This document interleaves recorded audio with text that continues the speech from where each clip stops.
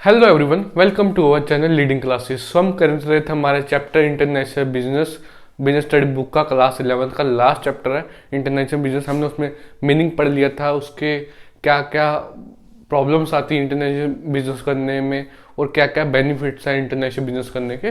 तो आज हम करेंगे उसका सेकंड पार्ट जिसका नाम है एक्सपोर्ट। तो थर्ड पार्ट में हम करेंगे इम्पोर्ट। उसके बाद हमारा हो जाएगा बिजनेस स्टडी का सिलेबस कंप्लीट क्लास 11 का। ठीक है, एक्सपोर्ट वीडियो छोटी रखेंगे, ज़्यादा लंबी नहीं खींचेंगे। एक बहुत सिंपल प्रोसेस है, लोगों को बहुत कन्फ्यूजन होती है एक्सपोर्ट प्रोसीजर में। हम डिटेल में पढ़ेंगे क्या क्या होता है, तो बट घबराना नहीं है, सिर्फ पॉइंट से याद कर लेना। एग्जाम में अपनी दोस्तों भी लिखा होगा, कोई प्रॉब्लम नहीं है। ठीक है, क्या है पहले एक्सपोर्ट क्या होता है? क्या है export? Refer to sending of goods and services from home country to foreign country. Export क्या होता है कि sending of goods and services कहाँ पर सेंड करते हैं? फ्रॉम होम कंट्री, मतलब अपनी कंट्री से कहाँ पर? फॉरेन कंट्री में हम जब गुड्स सेंड करते हैं उसको एक्सपोर्ट करते हैं। क्या होता है export? Sending of goods and services from कहाँ से? अपनी होम कंट्री से कहाँ पे? फॉरेन कंट्री में। ठीक है, आपका एक पॉइंट और होगा एक्सपोर्ट ट्रेड आएगा। उसमें एक्सपोर्ट ट्रेड में क्या लिखोगे? एक्सपोर्ट के आगे ट्रेड लगा के रेफर टू सेलिंग ऑफ, यहाँ पर आएगा सेंडिंग है ना, यहाँ पर selling of goods and services from home country to foreign country. दोनों को चीजें सेम है, कुछ नहीं। ट्रेड में आपको पता है बाइंग या सेलिंग एक्टिविटी होती है, तो यहाँ पर आ जाएगा selling of goods and services. ठीक है, आपको ट्रेड का मीनिंग पता है। तो यहाँ पर सिंपल एक्सपोर्ट लिखा था इसलिए सेंडिंग लिखा है। जब यहाँ पर सेलिंग आप वर्ड तब यूज कर सकते हो ज़्यादातर कि एक्सपोर्ट ट्रेड लिखा हो। अगर बाय चांस आप एक्सपोर्ट के साथ यूज कर रहे हो, ये word teacher to teacher depend करता है उसको कैसे देखता है। बाकी वो भी ठीक है, पॉइंट जैसे मर्जी करना। अगर एक्सपोर्ट पूछा है तो सेंडिंग लिखना, अगर ट्रेड पूछा है फिर लिखना सेलिंग। ठीक है, ये वर्ड का थोड़ा ध्यान रखना। आगे ऑब्जेक्टिव क्या है एक्सपोर्ट के? पहला ऑब्जेक्टिव क्या है? टू सेल सरप्लस गुड्स, कि जो सरप्लस गुड्स को सेल करना एक्सपोर्ट का पहला ऑब्जेक्टिव है। क्यों? क्योंकि जैसे कि हमारे पास गुड्स बनते हैं, कई बार हमारे पास गुड्स ज़्यादा हो जाते हैं हमारी कंट्री के यूज़ के हिसाब से। जैसे मान लो हमने वीट उगाया, वीट की खेती की, उसके बाद क्या हुआ कि हमारी जो डोमेस्टिक कंट्री मतलब इंडिया में वीट की जो जितना यूज़ होना था उतना हमने कर लिया, बट हमारे पास तब भी बच गया, तो हम उसको क्या करेंगे? एक्सपोर्ट कर देंगे। कहाँ पर? जो जिस कंट्री को नीड होगी। आगे क्या? To make better utilization of resources, कि हम हमारे पास जो कोई रिसोर्सेज हैं, कि जैसे हमारे पास ज़मीनें अच्छी हैं, एग्रीकल्चर ज़मीनें अच्छी हैं, तो उसका फिर हम यूटिलाइज करें एक्सपोर्ट करने के लिए। ऐसा ना हो कि हम अपनी खेती करके खुद ही खा रहे हैं तो कोई बेनिफिट नहीं हो रहा किसी को। हमारे पास रिसोर्सेज अच्छे हैं तो उसको यूटिलाइज करके हम एक्सपोर्ट करें। तो इसका क्या हो गया? To make better utilization of resources, की रिसोर्सेज का अच्छे से यूटिलाइज हो ताकि एक्सपोर्ट हो। क्योंकि अच्छे यूटिलाइज करेंगे तो ज़्यादा चीज़ें पैदा होंगी, तो हम ज़्यादा क्या कहते हैं एक्सपोर्ट कर सकें। ऐसी रिसोर्सेज में कुछ भी लिख सकते हैं, अपनी कंट्री पे डिपेंड करते हैं। अब जैसे कि जो आपकी कुवैत है, ये सब पेट्रोलियम वगैरह निकालती है, तो रिसोर्सेज का अच्छे से यूज़ करके क्या करती है? एक्सपोर्ट करती है। खुद तो नहीं यूज़ कर रही, खुद भी कर रही है और लोगों को भी दे रही है। ये तो नहीं खुद ही करी जा रही है, ऐसा नहीं है। ठीक है, क्योंकि रिसोर्सेज अच्छा यूज़ हो गए। अगर टू अर्न फॉरेन एक्सचेंज, जब हम सेल करेंगे वहाँ से हमें क्या जनरेट हो गया? Foreign exchange, foreign income generate होगी, ताकि हम फॉरेन करेंसी को हम क्या कहते हैं एक्सचेंज को पा सके, अर्न कर सके। आगे क्या? टू इंक्रीज नेशनल इनकम, की नेशनल इनकम इंक्रीज हो। जब हमें फॉरेन एक्सचेंज अर्न होगा, हमें बाहर से पैसे आएंगे, तो हमारी नेशनल इनकम अपनी ऑटोमेटिकली इंक्रीज करेगी कंट्री की। आगे क्या? टू जनरेट एम्प्लॉयमेंट, जब एक्सपोर्ट करते हैं तो उसमें बड़ी बड़ी फैक्ट्रीज इन्वॉल्व होती हैं, बड़ी बड़ी चीज़ें इन्वॉल्व होती हैं, तो हमें ज़्यादा लोगों की जरूरत पड़ती है। तो उससे क्या है? एम्प्लॉयमेंट जनरेट होगी। तो एक्सपोर्ट करने के लिए जब प्रोडक्शन ज़्यादा होगी, चीज़ें भी ज़्यादा, प्रोसेस लेंथी हो जाएगा, यहाँ से सामान वहाँ पर पहुँचाना, तो लोगों को ज़्यादा एम्प्लॉयमेंट मिलेगी। तो एम्प्लॉयमेंट जनरेट भी होती है पहला ऑब्जेक्ट। आगे क्या? टू इंक्रीज गवर्नमेंट रेवेन्यू, इससे क्या होगा? गवर्नमेंट का रेवेन्यू भी इंक्रीज होगा। जैसे कि हम टैक्स पे करते हैं, एक्साइज कस्टम ड्यूटी पे करते हैं, तो उससे क्या होता है? गवर्नमेंट का रेवेन्यू भी जनरेट होता है। आगे क्या? To increase international place and cooperation, हमारी ना इंटरनेशनल प्लेस मतलब कि हम हमारी कंट्री जानी पहचानी जा सके कहीं पे। अगर हम ट्रेड ही नहीं करेंगे किसी कंट्री के साथ, तो हम लोग हमारी कंट्री को जानेंगे कैसे? तो हमें ट्रेड करना बहुत जरूरी है, एक्सपोर्ट करना बहुत जरूरी है, एक्सपोर्ट इंपोर्ट करना बहुत जरूरी है, ताकि हमारी जान पहचान ज़्यादा हो सके। ठीक है, एक कंट्री की पहचान हो सकती है। ये था हमारे ऑब्जेक्टिव। आगे करते हैं एक्सपोर्ट प्रोसीजर। अब करते हैं एक्सपोर्ट प्रोसीजर की एक्सपोर्ट का क्या प्रोसीजर होता है। जब हमने गुड्स ट्रांसफर करनी है एक कंट्री से दूसरी कंट्री में, तो उसका क्या प्रोसेस होता है। तो हमारे टोटल 17 पॉइंट्स हैं, डिटेल से हम पढ़ेंगे। बट आपको लोगों को ना ज़्यादातर इसी पॉइंट्स में कन्फ्यूजन होती है। ये पॉइंट्स ना लाइन वाइज लिखने हैं, आप जो डिटेल से पढ़ोगे आपको ऑटोमेटिकली याद होगा, कुछ भी कंफ्यूजन नहीं है, बट आपको हेडिंग याद होना चाहिए। अंदर वाला मटेरियल आप खुद से भी बना सकते, कोई प्रॉब्लम नहीं, आपको नंबर मिल जाएंगे। ठीक है, क्या है पहला प्रोसेस, क्या है पहले रिसिप्ट ऑफ इंक्वायरी है, सेंडिंग कोटेशन। पहले क्या होता है कि रिसिप्ट ऑफ इंक्वायरी की इंक्वायरी भेजता है, कौन भेजता है, इंपोर्टर। जिसने गुड्स लेनी है वो क्या करेगा, पहले इंक्वायरी भेजेगा किसके पास, एक्सपोर्टर के पास, मतलब कि जहां पर बननी है। मान लो हमारी होम कंट्री है, मैं एक्सपोर्टर हूँ, मेरे पास से इंक्वायरी आएगी कि आपके पास ये सामान है कि नहीं, आप बना सकते हो कि नहीं बना सकते।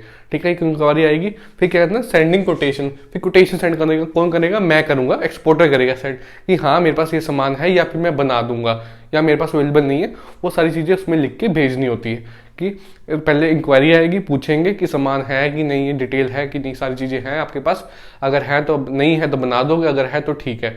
तो उसके बाद कोटेशन, अगर मैं कोटेशन भेजूंगा, क्या भेजूंगा कि हाँ मेरे पास सामान अवेलेबल है, अगर नहीं है तो मैं बना दूंगा या फिर नहीं मैं बना पाऊंगा, ये सारी चीज़ें सेंडिंग में कोटेशन। अगर हाँ आप बना सकते हो, सब कुछ है, तो आगे आगे वाला क्या आएगा, आपको प्रोसेस होगा रिसिप्ट ऑफ ऑर्डर, कि आपको ऑर्डर मिल जाएगा कि हाँ इतना हमारा ऑर्डर है, तो आप हमारा ये सामान बना देना।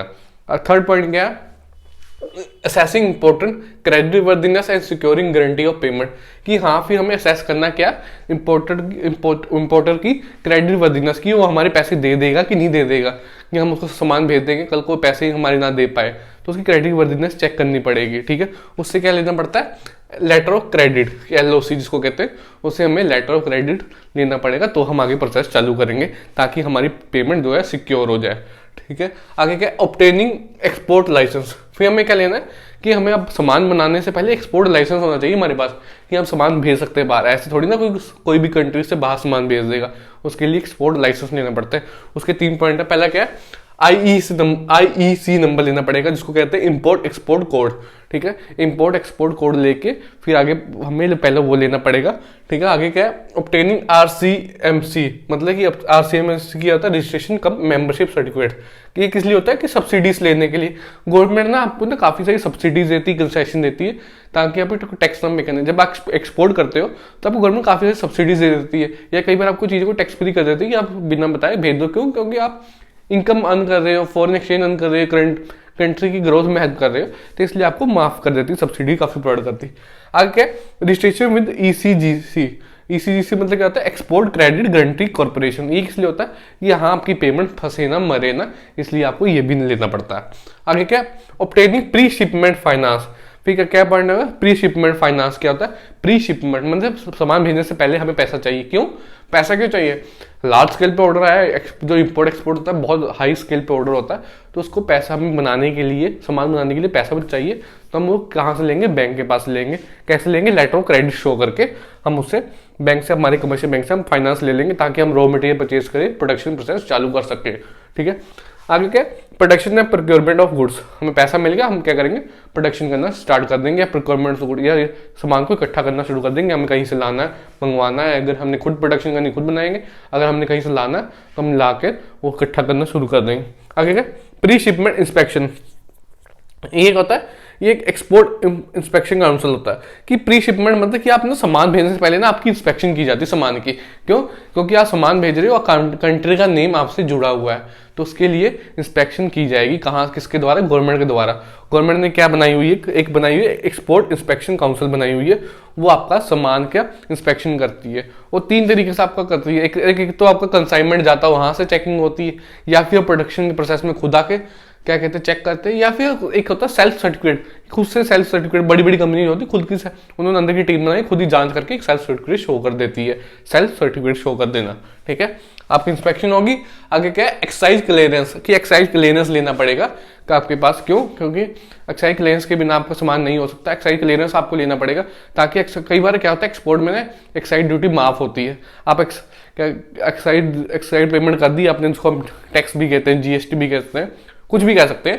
ठीक है, क्या कहते हैं, आपने क्या पेमेंट कर दी, टैक्स पे किया हुआ है, अगर टैक्स पे किया हुआ ठीक है। कई बार क्या कहते हैं, जो क्या कहते हैं गवर्नमेंट क्या कहती है कि कई सामानों पे या कई कंपनी को कि माफ होती है, आपको टैक्स करने पेमेंट करने की जरूरत नहीं। जैसे बताया कि एक्सपोर्ट एक कंट्री की डेवलपमेंट का हिस्सा है, तो उसमें आपको पेमेंट अगर दी है तो आपको वापस मिल जाएगी, या फिर कई बार माफ कर जाती है, उसकी हमारी क्लियरेंस लेनी पड़ेगी, उसके बिना सामान नहीं आगे जाएगा। आगे क्या, ऑब्टेनिंग सर्टिफिकेट ऑफ ओरिजिन, कि ऑब्टेनिंग सर्टिफिकेट ऑफ ओरिजिन ये किस लिए होता है, ये इंपोर्टर के लिए होता है। क्यों, इंपोर्टर को भी कई बार ना ये सर्टिफिकेट चाहिए होता है।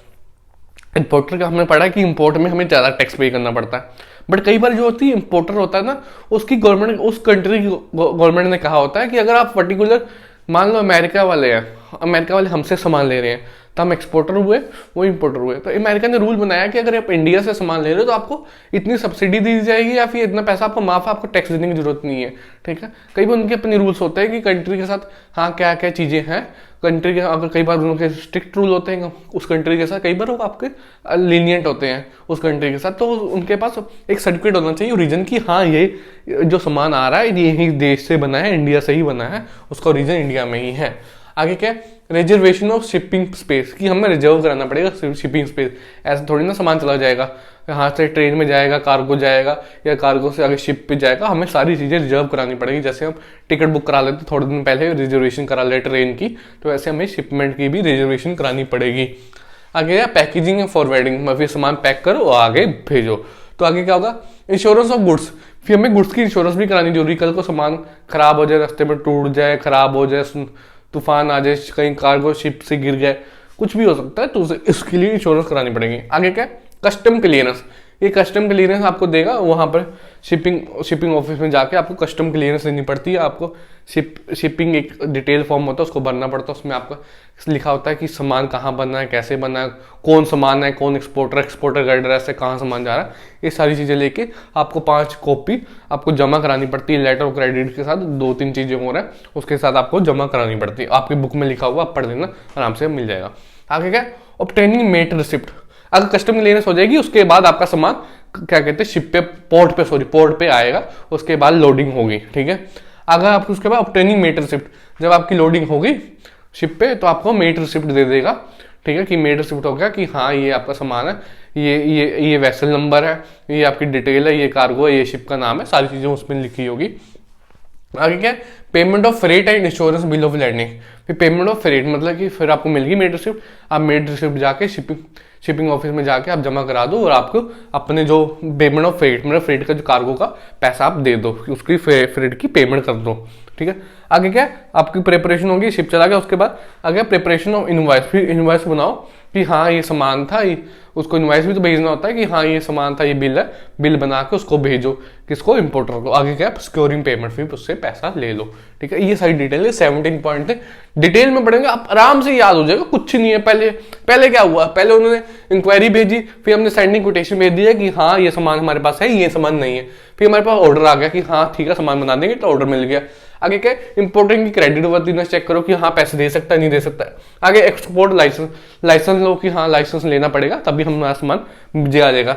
आगे क्या, ऑब्टेनिंग प्री शिपमेंट फाइनेंस, पैसे लो कि हाँ हमें प्रोडक्शन करने के लिए कुछ पैसे भी चाहिए।